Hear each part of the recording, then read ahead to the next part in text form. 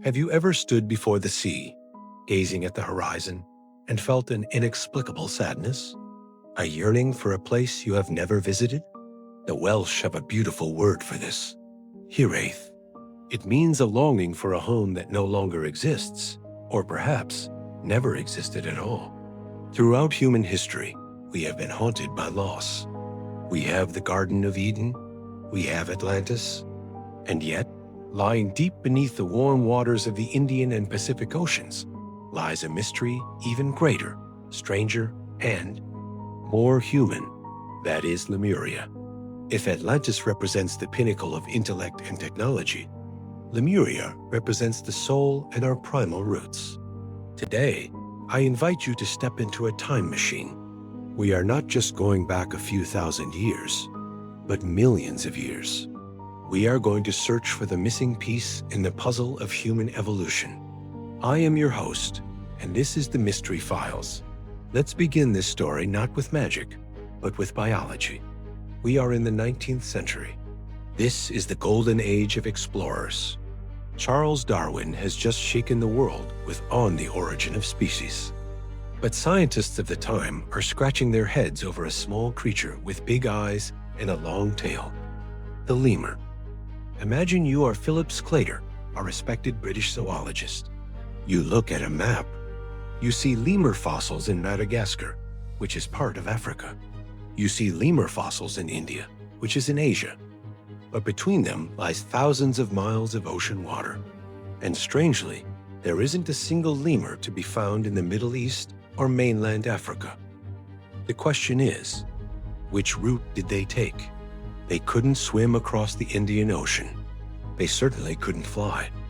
In 1864, Sclater wrote a shocking essay. He declared, the only way to explain this is that there was once a giant landmass connecting India and Madagascar. But some cataclysm caused it to sink beneath the sea. He named this land Lemuria, the land of the lemurs. At the time, the scientific community applauded this idea. It made perfect sense, given what they knew. Even the great German biologist Ernst Haeckel, a staunch supporter of Darwin, suggested that Lemuria, not Africa, was the cradle of humanity, the place where apes evolved into men. For a brief moment in history, Lemuria began as a serious scientific hypothesis. It was a perfectly logical explanation for a real biological puzzle. But in a strange joke of fate, just as geologists later proved the theory of a sunken continent wrong with the new understanding of plate tectonics, the mystics and visionaries took this scientific blunder and turned it into something immortal.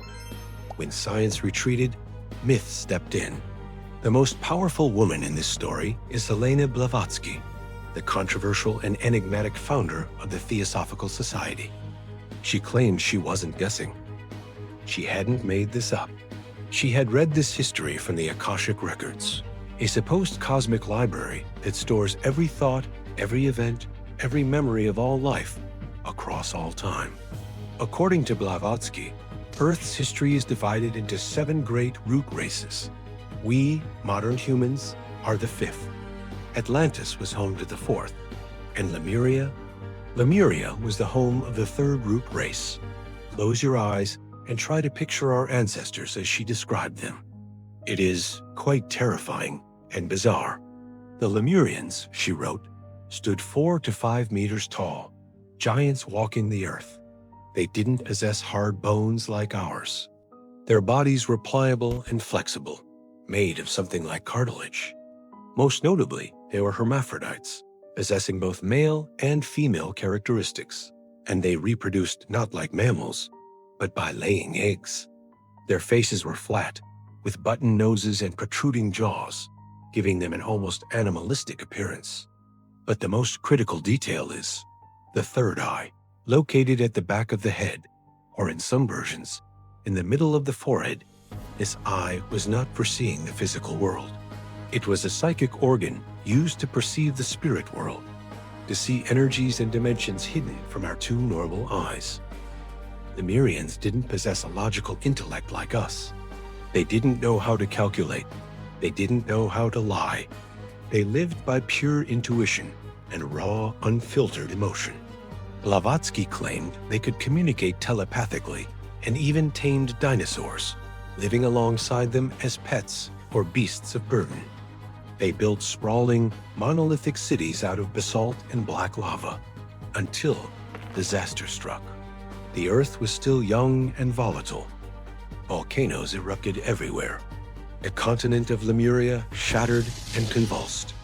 Blavatsky recounted that the fall of Lemuria was not just a random tragedy.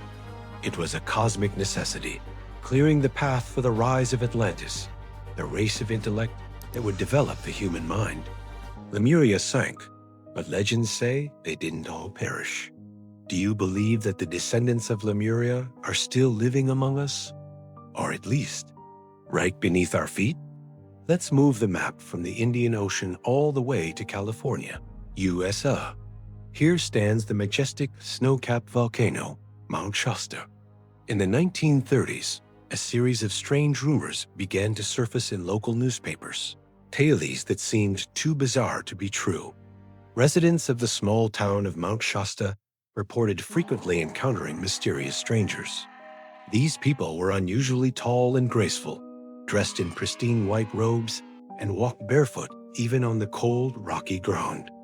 They would often appear suddenly in town to buy sulfur, salt, and lard in large quantities, paying not with dollars, but with solid gold nuggets, and then vanish back into the dense forest without a trace. They were believed to be the surviving Lemurians, who, before their continent sank, had dug vast shelters deep within Mount Shasta. They built a magnificent subterranean city named Telos. Amateur astronomers and local watchers even swore they saw strange blue lights and cigar-shaped vessels flying out from the mountain's peak, suggesting advanced technology.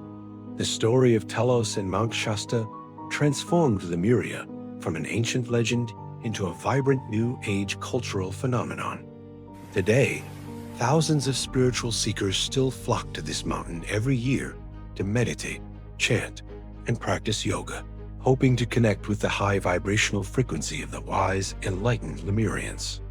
Leaving the mystical vibes of California behind, we return to a more poignant and ancient reality. In southern India, the Tamil people don't view Lemuria as a story of aliens or psychic giants. To them, it is stolen history, a wound in their collective memory. They call it Kumari Kandam, ancient Tamil literature. Poems and epics from thousands of years ago describe a vast, fertile land that existed south of India's tip.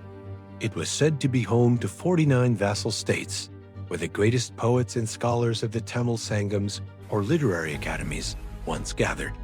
Then, the sea grew angry in a cataclysmic event they call Kadalkol, the sea devouring the land, wiping it all away, taking with it an entire civilization. So, what does modern science say about all this? In 2013, geologists actually found traces of a small, sunken microcontinent submerged under the Indian Ocean, which they named Mauritia. It lies beneath the modern-day island of Mauritius. However, it sank tens of millions of years ago, long before the first humans appeared on Earth. The modern theory of plate tectonics has also proven that continents drift apart. They don't just sink straight down like a lost ship, but perhaps, just perhaps, the memory of Kumari Kandam or Lemuria is the deep collective human memory of the end of the last ice age, about 10,000 years ago. When the great glaciers melted, sea levels rose by over 100 meters, drowning vast coastal plains around the world, the very places our ancestors once called home. We have traveled a long way, from lemurs to three-eyed giants, to the white-robed beings of Mount Shasta, and the sorrowful ancient poems of the Tamil people. Lemuria may have never existed on a geographical map in the way we hoped, but it exists firmly and vividly on the map of the human soul.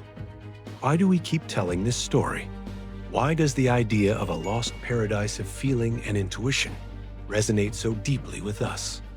Perhaps because in a modern world full of concrete, machines, and cold calculation, we yearn to return to being children. We yearn for an era like Lemuria was described, a place where humans lived by heart rather than by reason. A place where we connected through empathy, not Wi-Fi. Lemuria is a powerful reminder that we were once a part of nature before we decided to separate ourselves from it, to conquer it. The next time you hold a quartz crystal in your hand, or stand on a beach and gaze out at the vast ocean, try listening. Listen past the sound of the waves. Who knows? The echo from that lost land might still be whispering. Thank you for listening to the Mystery Files. If you enjoyed this journey into the unknown, please like, share, and subscribe. I'll see you in the next mystery.